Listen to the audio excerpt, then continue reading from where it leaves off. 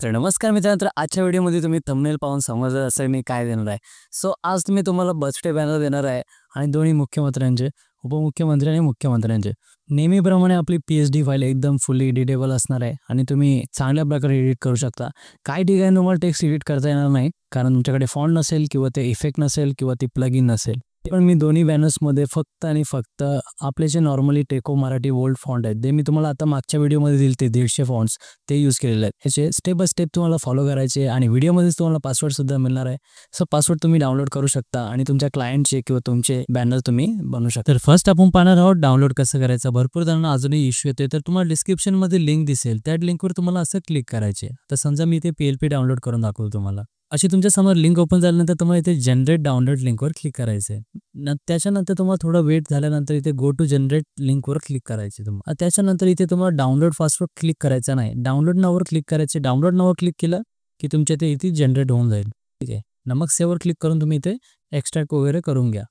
त्याच्यानंतर इथे तुम्हाला अशी पी-एच-डी फाईल ओपन करून घ्यायची. पी-एच-डी फाईल ओपन केल्यानंतर आता इथे तुम्हाला मी कसं चेंजेस करायचे ते दाखवणार आहे.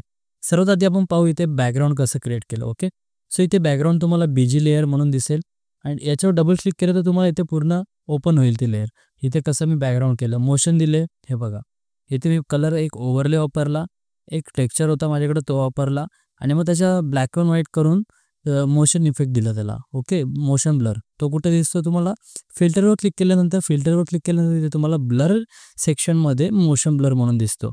त्याच्यावर तुम्ही क्लिक करून तिथे मोशन ब्लरचा इफेक्ट देऊ शकता. ठीक आहे.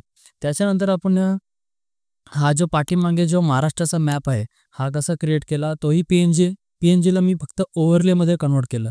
जो ब्लेंड मोड इथे दिसतो, पास थ्रो वगैरे आहे, इथे तुम्हाला ब्लेंड मोड ओव्हरले करून घेतलं मी. ओके.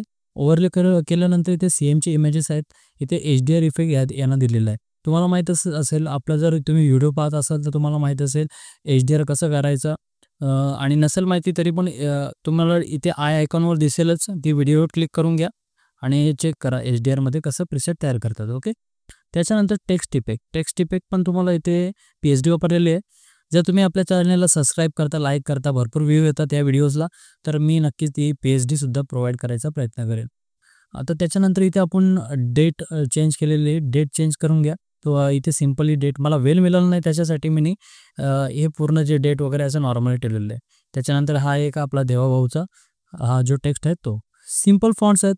याच्यामध्ये टेक्स्टमध्ये तुम्हाला काय फक्त टेको बोल्ड फॉन्ट वापरलेला आहे मी. तो टेको बोल्ड फॉन्ट तुम्ही इझिली करू शकता. आणि जर तुम्हाला एक सिंगल पाहिजे असेल तर PNG तुम्ही एक्सपोर्ट करू शकता. PNG कसं एक्सपोर्ट करायचं, इथे राईट क्लिक करायचे. राईट क्लिक केल्यानंतर इथे तुम्हाला क्विक एक्सपोर्ट ॲज अ PNGवर क्लिक करून घ्यायचे. ठीक आहे. आता हे झालं मुख्यमंत्र्यांचं. आपल्या आता उपमुख्यमंत्र्यांचं पाहू, अजितदादा पवार यांचं. आपल्याला जास्त वेळ मिळाला नाही, त्यासाठी मी जास्त काय टेक्स्ट वगैरे ॲड केलं नाही. तुम्हाला जर एक्स्ट्राचं ॲड करता येत असेल तर तुम्ही चांगले करू शकता, ते ॲड करून घ्या. आणि आता हे बॅकग्राऊंड वगैरे मी इझिली क्लिअर सेम प्रोसेसनीच केलेलं आहे. बॅकग्राऊंड मी इथे बॅकग्राऊंडला पण काय केलं, मोशन ब्लर वगैरे इफेक्ट मारल्यानंतर बाकीचा सेम मॅप पण मी इथे घेतलेला आहे. आणि त्याच्यानंतर ह्या टेक्स्टला मी टेको बोल्डच फॉन्ट वापरलेला आहे, टेको बोल्ड, सेमी बोल्ड. आणि मग त्याला इथे असं इफेक्ट दिलं थोडंफार. आणि त्याच्यानंतर बाकीला त्याला ड्रॉप प्लगइन, शॅडो फ्लाय म्हणून एक प्लगइन आहे, ती वापरून इथे ड्रॉप शॅडो दिलेली याला. ठीक आहे. त्याच्यानंतर बाकीचा टेक्स्ट वापरलेला आहे, हा तुम्हाला इथं इझिली दिसत असेल. नॉर्मली एकदम मी काय एवढी मेहनत घेतलेली नाही, बाकीचे छोटे मोठे चेंजेस केलेले आहेत. आता तुम्हाला क्लायंटचा बॅनर बनवायचा असेल तर विषय होईल, कारण इथे मी बनवायला जागा ठेवलेली नाही. त्यासाठी काय करायचं, तुम्हाला इथे फाईलवर क्लिक करायचे आणि न्यूवर क्लिक करून घ्या आणि एक स्क्वेअर साईज सिलेक्ट करा. आता इथे मी स्क्वेअर साईज टाकलेली आहे, तुम्ही ते बघू शकता. इथे काय रेझोल्युशन वगैरे ठेवलेलं आहे. सेम करा. आणि सेम केल्यानंतर इथे काय जे इमेजेस आहेत यांना इथे ड्रॅग अँड ड्रॉप करा. काय करू शकता, आता इमेज पाहिजे तर इमेजला तुम्ही इथे असा इमेज येत आहे, हे इमेज आहेत, यांना तुम्ही इथे ड्रॅग अँड ड्रॉप करू शकता. असा इझिली दाखवतो मी तुम्हाला दोन्ही इमेज, हे मॅप आणि हे रेंडर होती, थोडा वेळ घेईल. इमेज इथे आपले आलेले आहेत.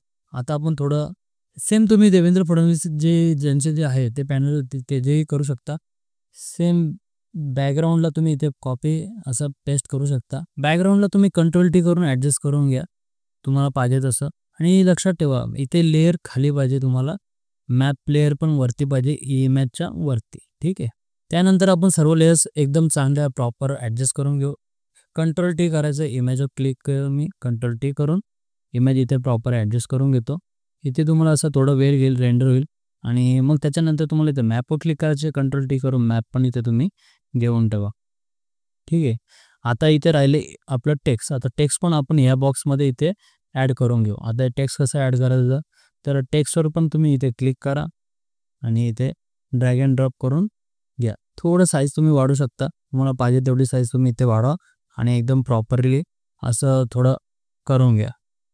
साईज वाढवून तुम्ही इथे प्रॉपर ॲडजस्ट करून घ्या आणि त्याच्यानंतर तुमच्या इथे जे काय क्लायंटचे इमेजेस वगैरे असतील ते तुम्ही इथे पेस्ट करू शकता. ह्या इमेजला सुद्धा रोटेट करून ह्या साईडला घेऊ शकता जर तुम्हाला पाहिजे असेल तर. काही हरकत नाही आहे तसे नाही केला तरी.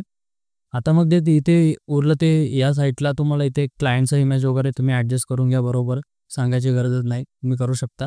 आता विषय मोबाईल डिझायनर्सचा. तर मोबाईलमध्ये तुम्ही काय करू शकता, फोटोपी ॲप्लिकेशन वापरू शकता. फोटोपी ॲप्लिकेशन तुम्हाला इझी मेथड आहे. फोटोपी तुम्हाला इथे दिसून जाईल. तुम्हाला सर्च करायचे फोटोपी. ठीक आहे. इथे फर्स्ट वेबसाईट जी इथे ती ओपन करायची आणि सेम PSD ह्याच्यात ओपन करून घ्यायची. ठीक आहे. PSD ओपन करून तुम्ही इथे चेक करू शकता. बाकीचं जे बाकी मी तुम्हाला PNG प्रोव्हाइड करणारच आहे.